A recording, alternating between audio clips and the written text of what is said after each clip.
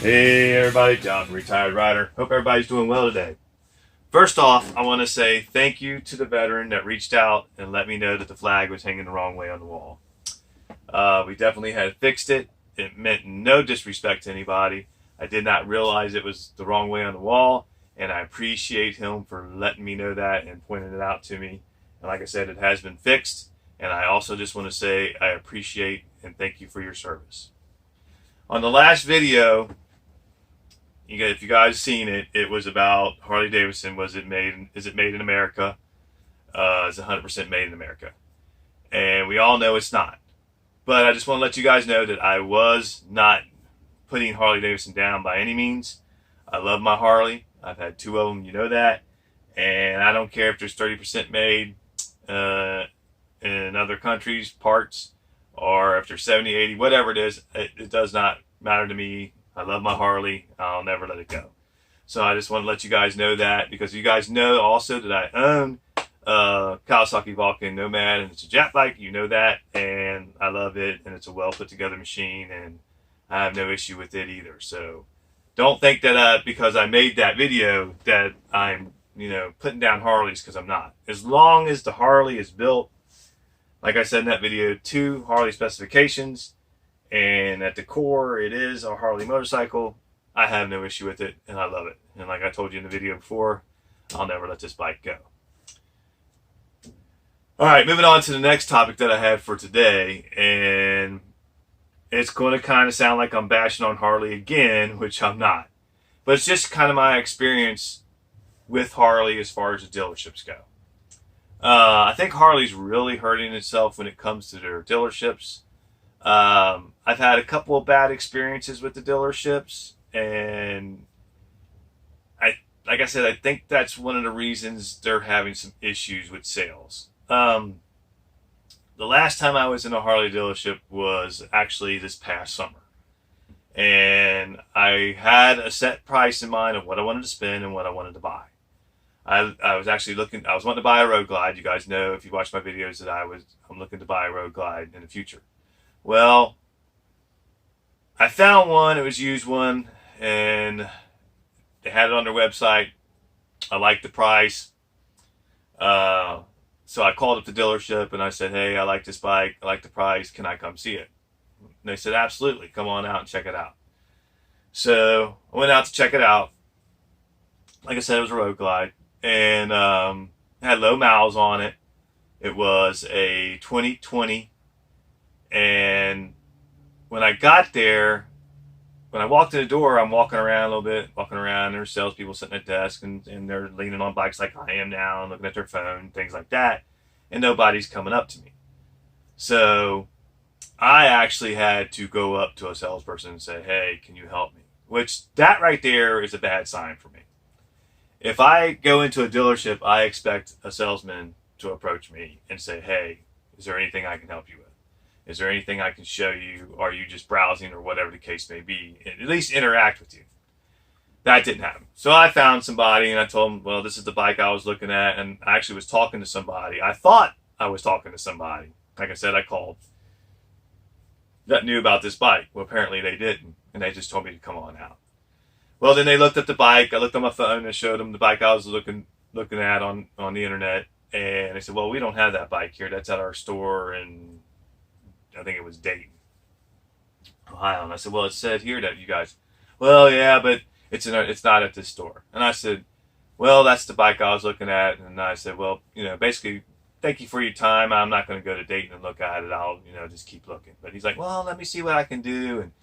And let me see if we can get, that bike down here or whatever. So I said, fine. We sat down, me and the wife, and we waited and waited and waited. And then they came back and said, well, that bike actually was sold.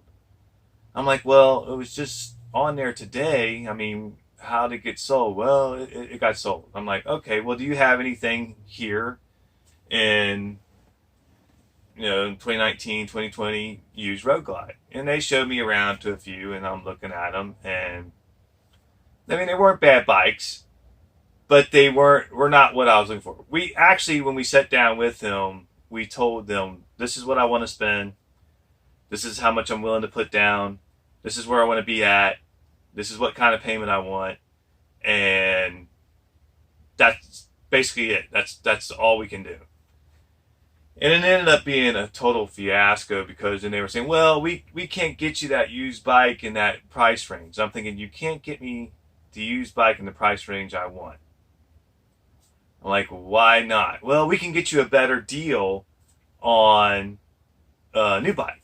And I was like, okay, I don't know how that you can do that when you got one priced, differently, and a newer priced at, anywhere from 30 to 35,000. Okay, well, let's see what you can do. Well, like I said, me and the wife, we sat there and we told them exactly how much we wanted to put down, how much we wanted the payment to be, and exactly everywhere we needed to be, and we couldn't go any differently than what we have. What we represented to you or presented to you, we can't go any different than that. This is where we're at. This is what we had to have. We can't do anything else. So they're like, okay, fine. And then they walk away and have to go to the sales manager or whatever. And we're sitting there and we're sitting there and we're sitting there and we're sitting there. And the lady comes back, the sales manager, says, well, I can't get you this, but I can get you, I can't remember exactly what the numbers was. I can get you this, or this, which was a lot higher than what we were willing to spend and what we were willing to put down. And she's like, well, it's a good price, it's a good deal. And I said, well, it might be a good price and it might be a good deal, but that's not what we're looking for. We told you what amount we were willing to spend, how much we were willing to put down, and what we had to put down, and where we wanted our payment to be. Well, it ends up, we were putting down a total of, I believe it was $20,000, maybe more. I can't remember exact number. And we wanted our payment to be, somewhere between, I don't know, 300 or so, 300, maybe 350 tops. Well, they kept coming back to us with, ridiculous amounts of money down and then ridiculous payment. When it was all said and done, I think that bike was, the new bike was, I think it maxed out or topped out what they wanted for it with everything at $35,000. And I went in there wanting to spend no more than $20,000. And they just kept pushing, well, if you really didn't want a bike, you wouldn't be here, so let's make a deal. If you really didn't want this bike or want a bike, well, I came in here to buy a used bike, not a new bike, and that's what you pushed me toward. The bike I had in mind was online. It said you had it, and now you don't have it, and it's sold, and it's at another place, and what have you. And it just push. I'm like, this is not what we came in here for. But we did sit down and listen to what they had to offer. And this lady just kept going in on my wife. Well, what do you mean it's not in your budget? What do you mean it's not in your budget? What do you not understand that this is not in our budget? What you're presenting to us is not in our budget. She kept telling them, I'm not going to go out of my budget.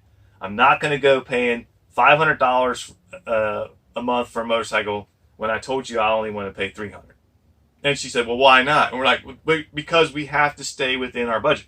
Everybody has a budget. Everybody has a budget where they say, okay, we can afford this or we can't. Or we can afford this, but we can't afford that. We all have that. So she was trying to explain to this lady, the sales manager, that, we can't afford that. That's not what we want to pay. So we just don't have it. But she kept pushing and pushing. And if we did this or did that, you know how they do. If we change this and change that, would you work with us on that? And I'm like, well, yeah, if you can get us closer to the deal I want. Goes back again, comes back, and it basically didn't change much. And I'm like, this is getting to be a little bit ridiculous. So they said, well, we just can't come to a deal. So, let's just, thank you for your time and let's just get on out of here. Well, then I'm heading out the door and somebody else comes. It's the general sales manager or somebody comes out. Hey, Kay, can we make a deal? Come on, let's work on it, blah, blah, blah. Same deal. And we're back in sitting down again. And then I had to ask him, like, you're asking, I can't remember the exact figures, but let's say it was 32,000, but now it's up to 35,000 when the bike asking price for the bike is 32. And then all of a sudden you got your freight, you got your setup fee, you got your dock fees and all this. And you get anyway, all this money starts adding on, and we're like, we just can't do that. Well, I can't, I can only take so much away. And I'm like, hey, we understand that. But my point I'm getting to, I'm starting to ramble on with it, but my point I'm getting to is Harley's killing themselves by, one, the prices on these touring bikes, road glides, and things like that are just outrageous. They're way overpriced. Way overpriced. You got dock fees, you got,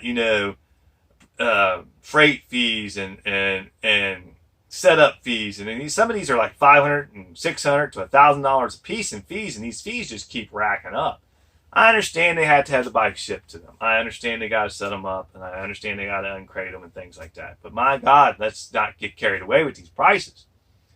So anyway, long story short, which I already made it a long story, we ended up leaving and saying, hey, we just can't do this.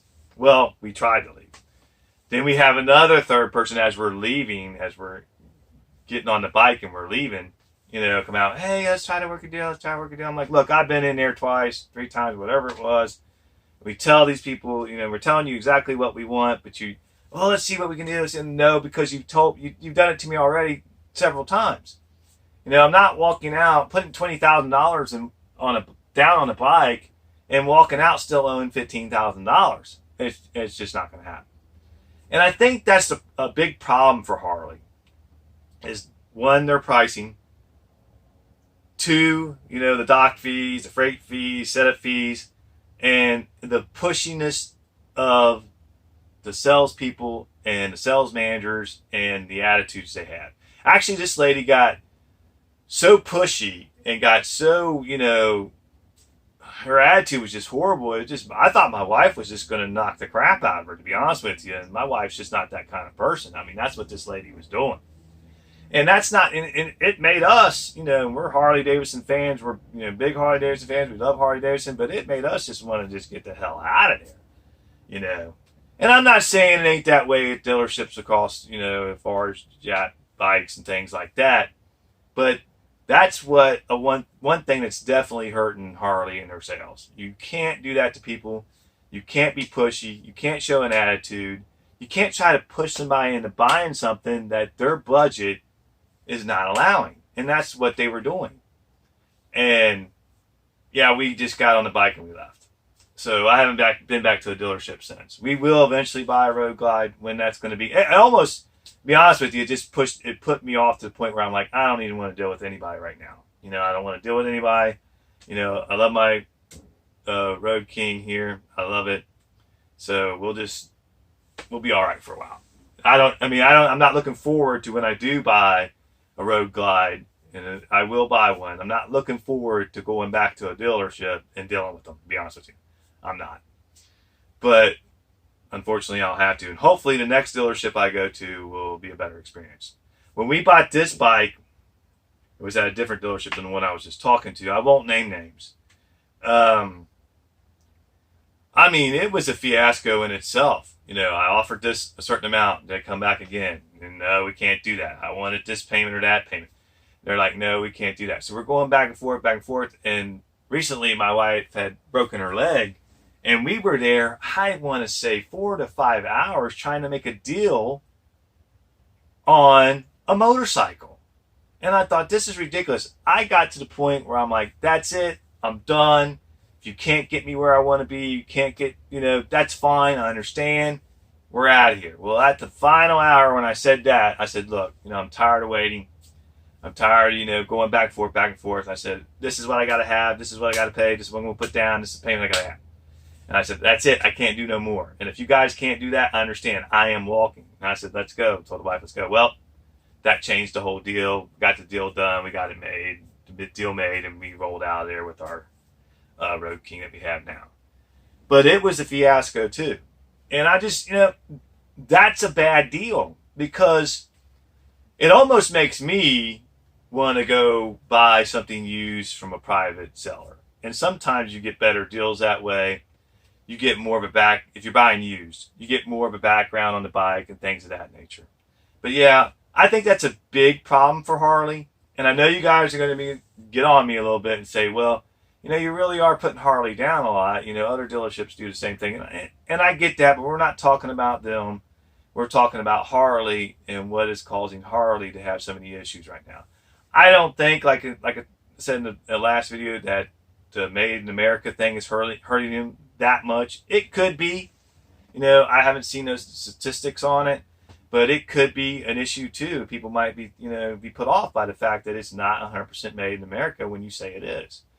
I'm not. Don't bother me. But, I love my heart, like I've said before. But I think that's hurting them. The pricing is definitely hurting them when you got dock fees, freight fees. I mean, all these fees, it's just like, come on, setup fees. It's getting ridiculous. Uncrating fees. Next thing you know, you're paying $35,000, $40,000 for a bike. I mean, and that's just, to me, the average guy, he can't afford that. It's just too high. And they got to do something about that. They really do. I don't want to see Harley go away. I don't want to see their business go away. I don't want to see the business go overseas. I don't want to see them, lose sales. I don't want to see any harm come to Harley because, like I said, I told you guys before, I've rode Jap bikes all the way up to 2018, and I'll still ride my Vulcan Nomad. I'll still ride it. But my heart is with the Harley, and I hope Harley starts to realize and understand, what's going on at their dealerships. Their pricing, all their fees, extra fees, things of that nature is hurting them. Hopefully they'll get it together, and they'll figure it out. Anyway, just some thoughts I had on that and just some experiences I wanted to share with you guys. Let me know how you feel. I really enjoy your guys' comments. Not everybody's going to agree with me. I'm not going to agree with everybody. And that's what makes everything great. Have a discussion about it. So let me know. Put it down in the description or the comment area. Let me know how you guys feel, what you think. Have you had any bad experiences with dealerships? Have you walked out on a deal before? I have. Were they too pushy?